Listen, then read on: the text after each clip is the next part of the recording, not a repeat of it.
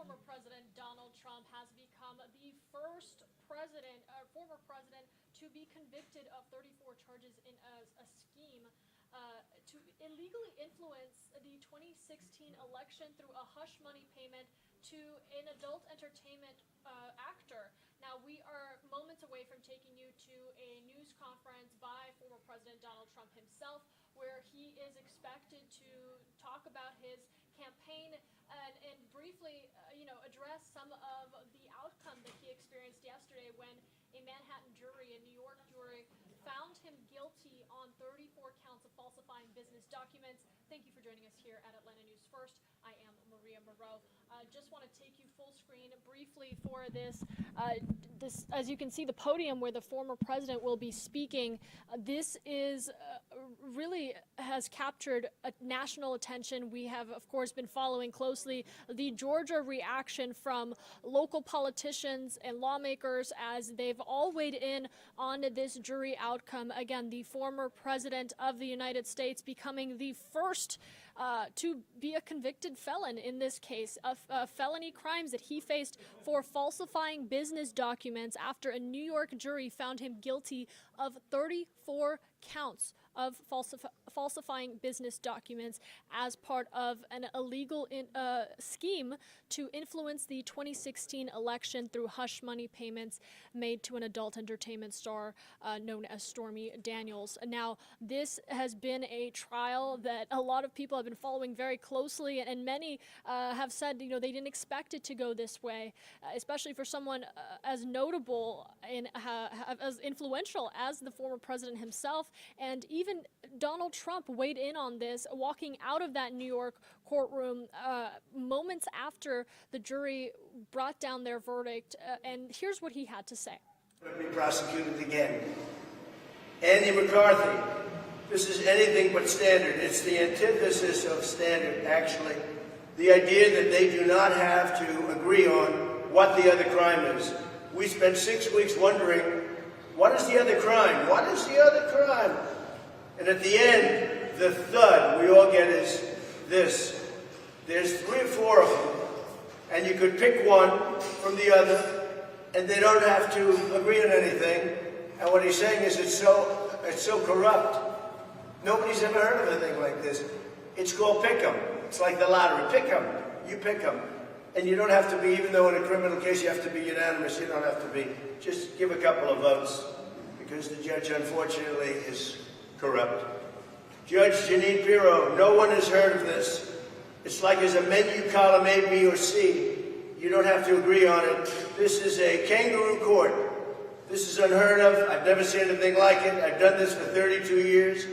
I'm not a federal prosecutor. I'm a state prosecutor, so I know what I'm talking about. I'm not a federal judge. I'm a county judge, just like Bersha.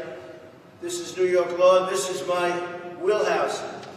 He is 100% wrong. He's wrong. That's what Jeanine Pirro, very good woman, very smart woman. Jonathan Turley, this is becoming a 3-card Monte game on where is the crime? Smart guy, where is the crime? Mike Davis, the U.S. would sanction a country for doing this. I think that's good. I think that's good. Steve Hilton, it seems that every single day these proceedings go on, the judge and the prosecutor just go out of their way to prove Trump's point. And I guess they are proving my point when you think. That's why I write some of these things that are very sad. Mark Levin, this Stalinist-like case, it's a Stalinist-like case. It has prevented President Trump from running for office. It has prevented him from campaigning. He's unable to campaign because he's been in a courthouse for 5 weeks. And yet we just had a poll came out, NPR. Trump's 54, Biden's 42. And that's with independents. That's the best we've ever had. They said this is the single best poll that Trump has ever had with independents. Trump's largest lead. And those were some of the former president's remarks, some of which you will hear from, excuse me, let me take this previous coverage down as we are live with you. In a moment, you will hear from the former president. He has called this news conference really to refocus his audience, his base on his campaign, which he is actively and passionately continuing to move through. You know, the presidential election just months away at this point, and he's said even yesterday that that remains his top priority. You know, you heard some of the remarks from yesterday as the former president talked about, you know, his personal opinion of the outcome and how he himself was not expecting that and disagrees with it, obviously. And we can't expect an appeal from his team to come out of that.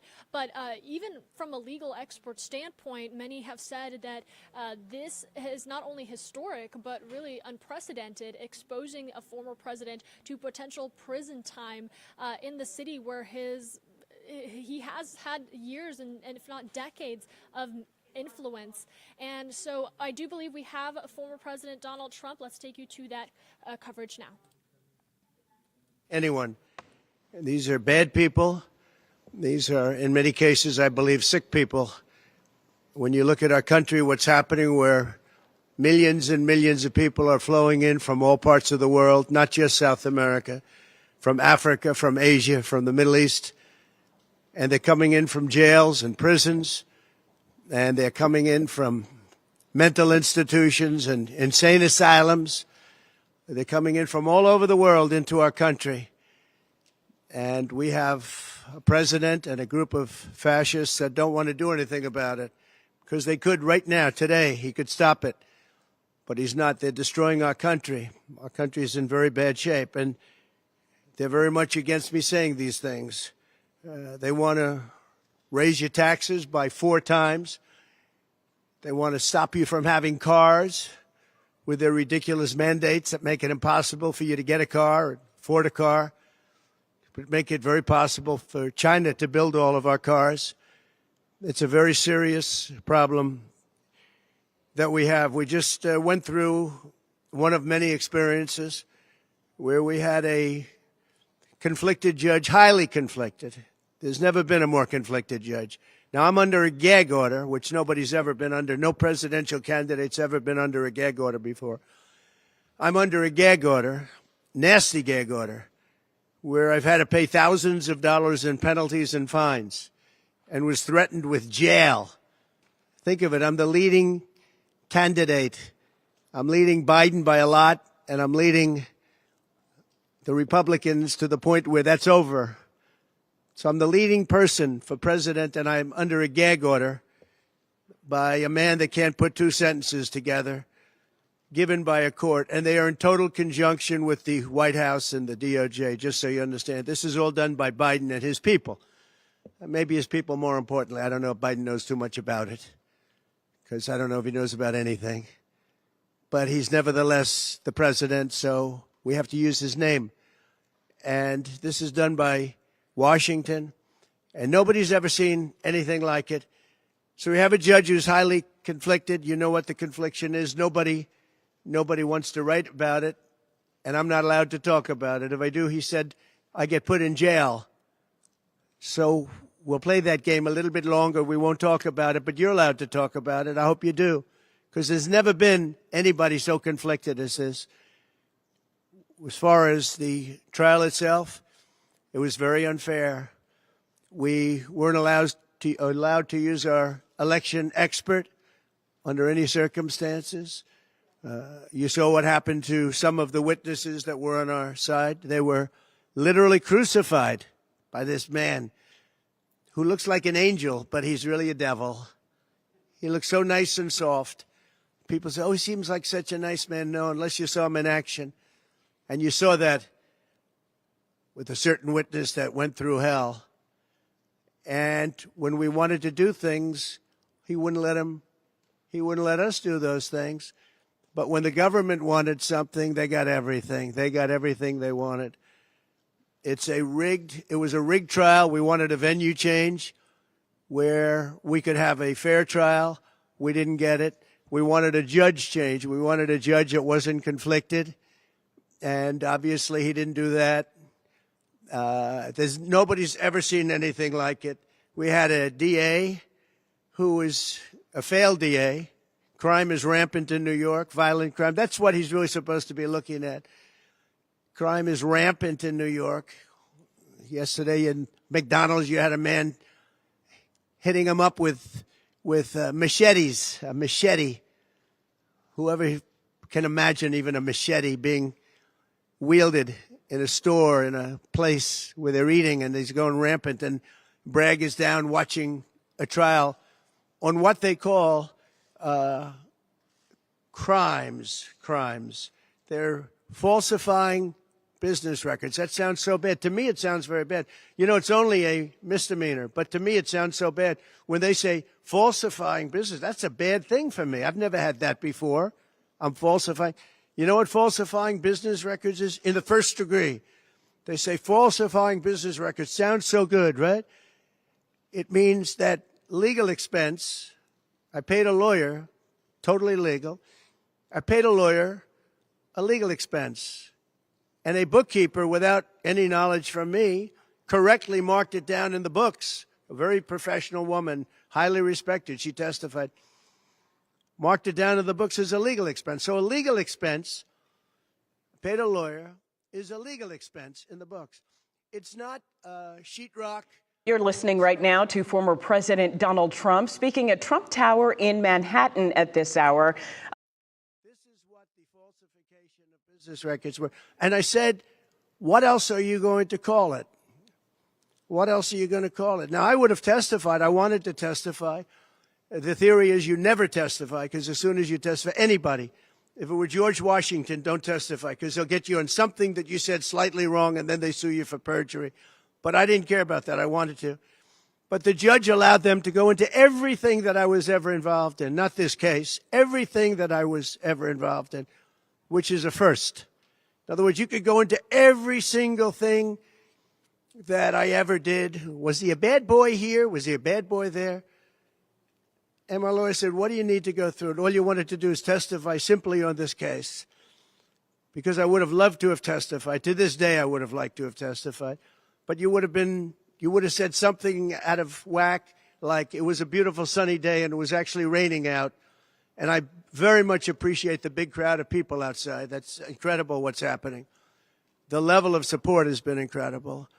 So the whole thing is, legal expense was marked down as legal expense. Think of it. This is the crime that I committed, that I'm supposed to go to jail for 187 years for.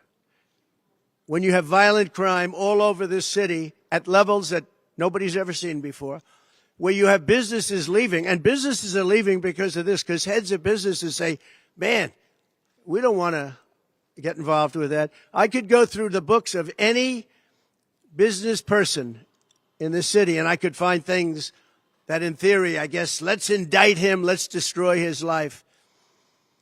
But I'm out there, and I don't mind being out there, because I'm doing something for this country, and I'm doing something for our Constitution. It's very important, far beyond me.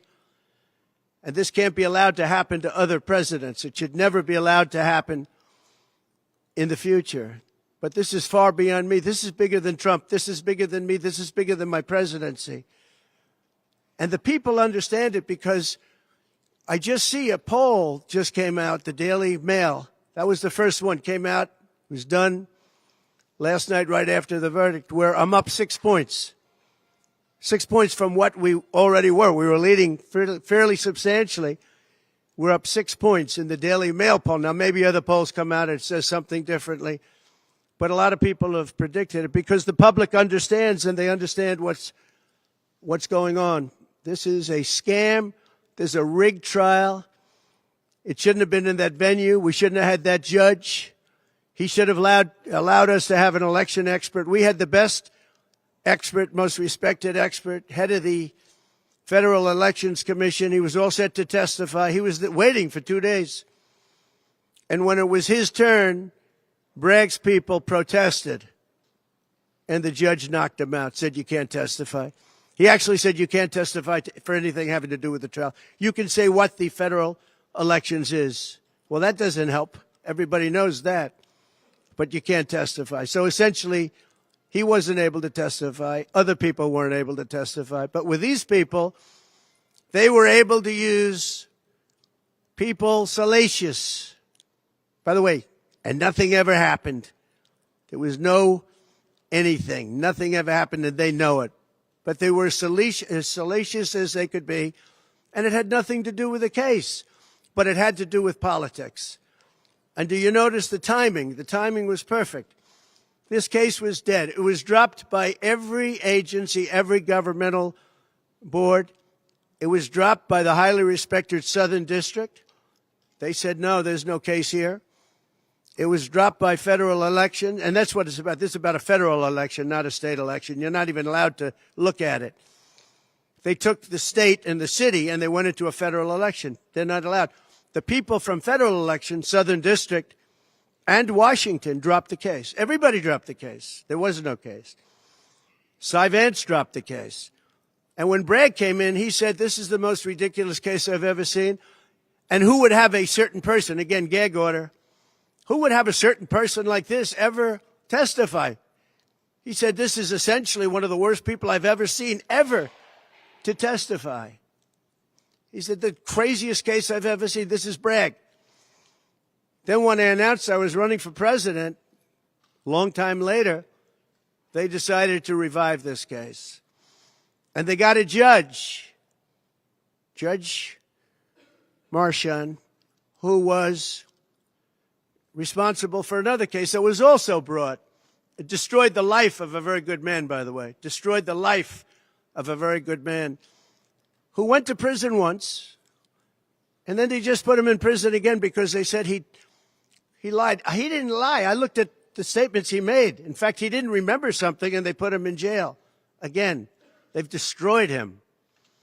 With me for many years, he was an honorable person. He was an honest man. And if you look at what he did, supposedly, it never happened. There's never been anything like this. Over the education of his grandchildren. He didn't report that he had a car or 2 cars on his income. I don't know. I wonder how many people here have cars. I wonder how many people said, oh, gee, I have a car that's worth X dollars. How do you even figure it? And I guess you do have to report it, but I would say probably almost nobody does. Nobody even thinks about it.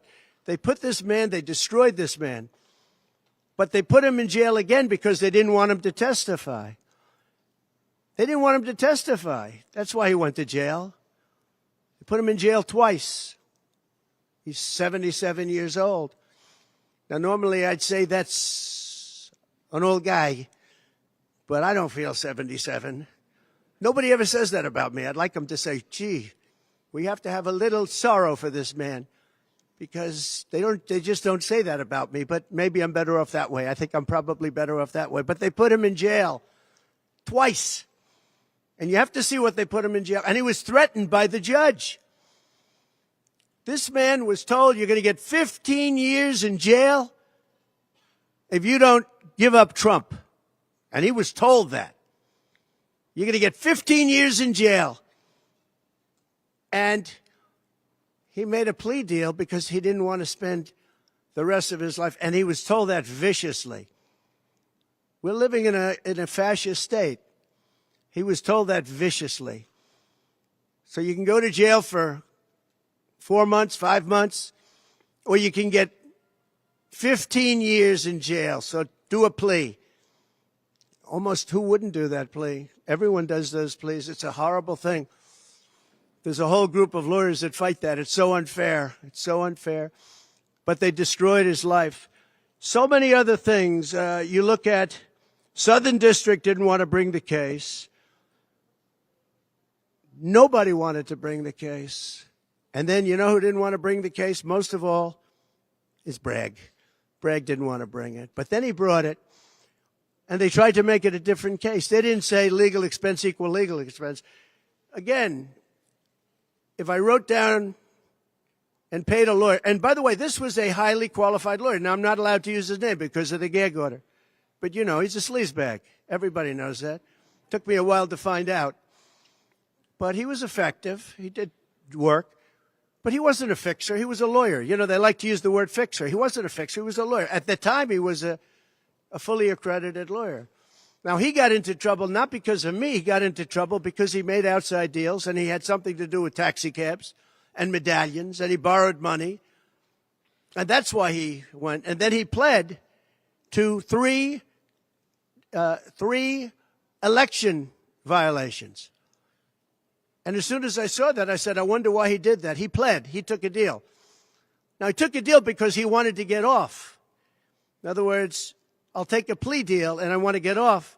And he wanted to make a deal with the Southern District. And they wrote the worst report I think I've ever seen on any human being, other than the report that was written on James Comey by the Inspector General, a very great Inspector General, actually, wrote a report that was so bad. This one was possibly worse. The Southern District, the judge didn't let us use it. He said, it's hearsay. I said, it's not hearsay. Wouldn't let us use it. This is about the man. But he got in trouble for a very simple reason, because he was involved with borrowing a lot of money, and he did something with the banks. I don't know if it's defrauded the banks, but something happened. You guys know what it is. And then in addition to that, he gave up on three things where he wasn't guilty. In fact, they were going to testify in that. The head of the FEC, the Brad Smith, the election expert, #1 rated in the country, who was going to testify. He took a plea on three things. He just added them in because that gave him more bargaining power with respect to me. But the three things that he pled on, having to do with the election and having to do essentially a little bit with me, they weren't crimes. They weren't crimes. Nor is paying money under an NDA.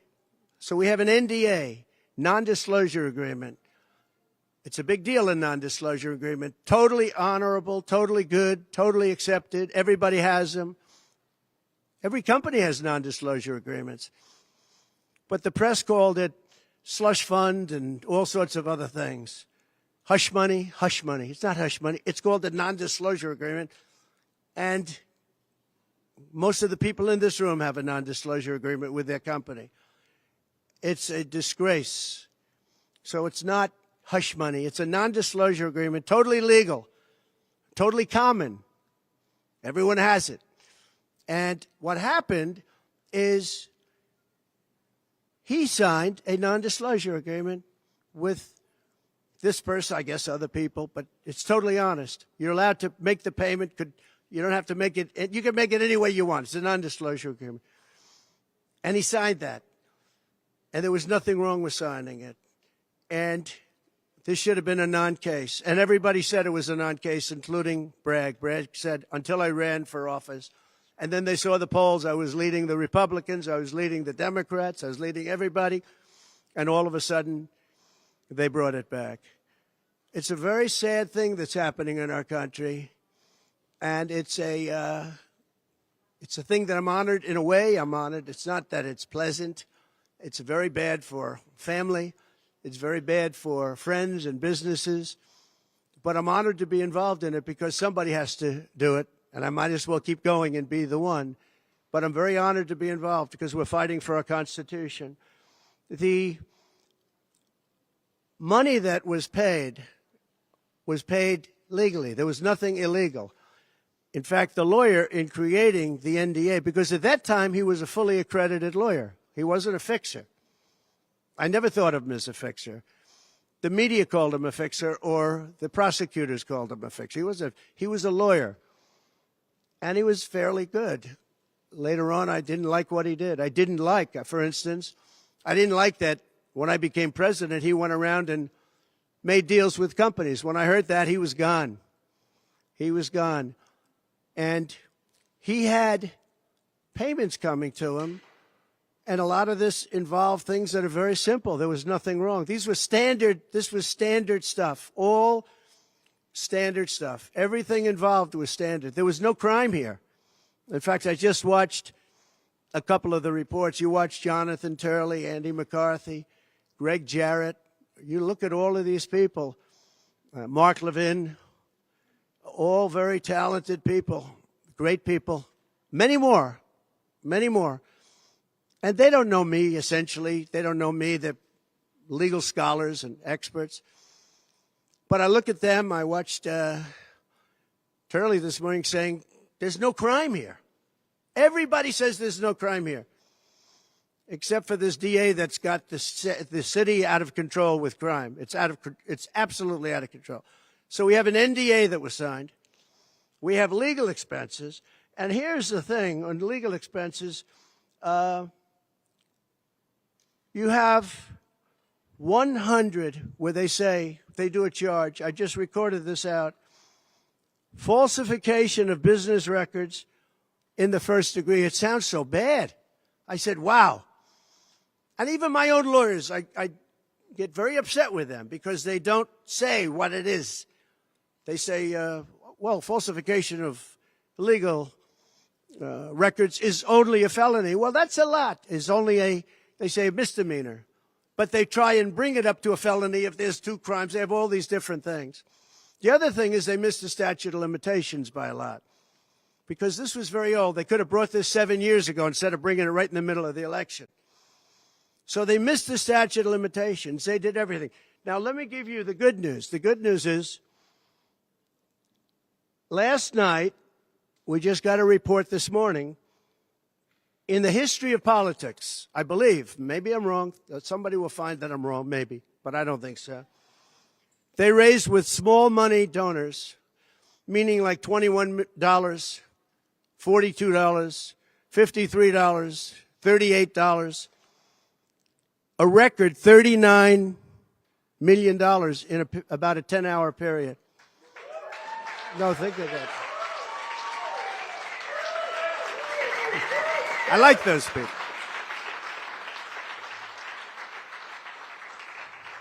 Because so far, I guess it's backfiring. Now, I don't know. I'd rather not have it happen. I don't want to have it backfiring. I don't want to win this thing legitimately, not because they were stupid and did things that they shouldn't be doing. They shouldn't have brought this case. They were saying it this morning. This is a case that should not have been brought. I watched Andy McCarthy say this is a case that should not have been brought. And that was this morning. But they all say that. Every legal scholar has said it. And these are great people. They really understand the law. The other thing, a poll just came out. The first poll, I don't know, maybe others will be bad. But a poll just came out a little while ago. The Daily Mail. Does anybody read the Daily Mail? It's very good. They have a good poll. At least I like it today. And the Daily Mail just came out with a poll. And it has Trump up 6 points in the last 12 hours. 6 points. 6 points since this happened. Who thought this could happen? Because the people of our country know it's a hoax. They know it's a hoax. They get it. You know, they're really smart, and it's really something. So we're going to be appealing this scam. We're going to be appealing it on many different things. He wouldn't allow us to have witnesses. He wouldn't allow us to talk. He wouldn't allow us to do anything. The judge was a tyrant. And you got to see that with Bob Costello, a fine man. I've never seen anything like it. And neither has anybody that was in that courthouse where he demanded that the courthouse be cleared. Now, the good news is most of the people in the courthouse were the media.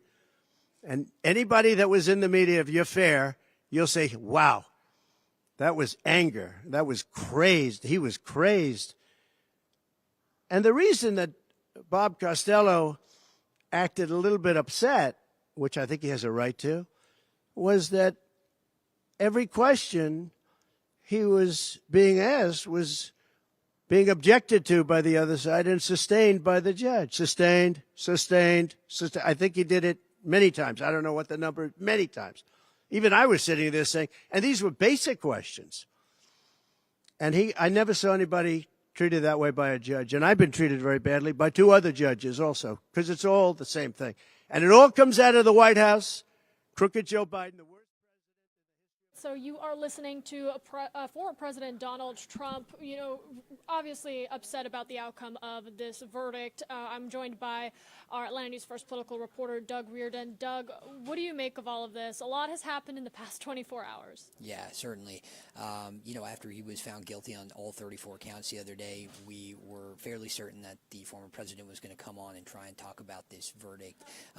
It was typical Trump fashion, very explosive, very meandering. saying in his press conference that now is going on about 25 minutes here. He's called it rigged, the trial. He's called it a scam. He said the judge is compromised, and he's really towing that line between what he is allowed to say and what he's not, because remember, and as the former president's mentioned a few times already, he is under a gag order, so he can't talk about the judge, he can't talk about witnesses in the case, but he's appearing to do that anyways, just not naming them, so he's really towing that line there.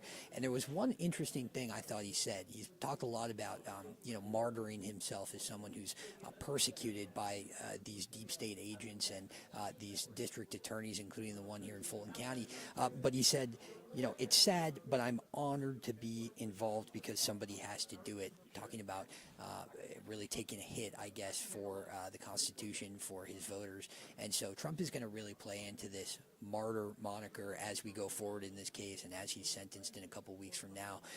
And that's really worked for him. When you think about him coming here to the Fulton County Jail to turn himself in and getting that mugshot, he raised a lot of money off of that and certainly garnered a lot of support off of saying, this is something that's happening to me. It could happen to you. That's a line he likes to use a lot.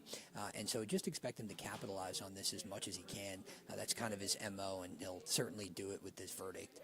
And Doug, we are, of course, continuing to monitor this. Let's not forget that he is also still waiting to hear the updates of what will be the outcome of his indictment right here in Georgia. He faces RICO charges, just serious matters. I'm taking you through our website, AtlantaNewsFirst.com, where you can see we've laid out really every single development that has come down in his Georgia indictment. He has been found guilty in the New York hush money case, but Georgia and a couple of other states that he does face charges in still remain to be determined. And as you can see, I'm just taking you through our website right here. You can see really all of the developments since the indictment was brought down. The investigation involving Fulton County District Attorney Fani Willis was launched. This is several years in the making. Excuse me, I scrolled down too far. But you can go to our website. Actually, matter of fact, download our app, Atlanta News First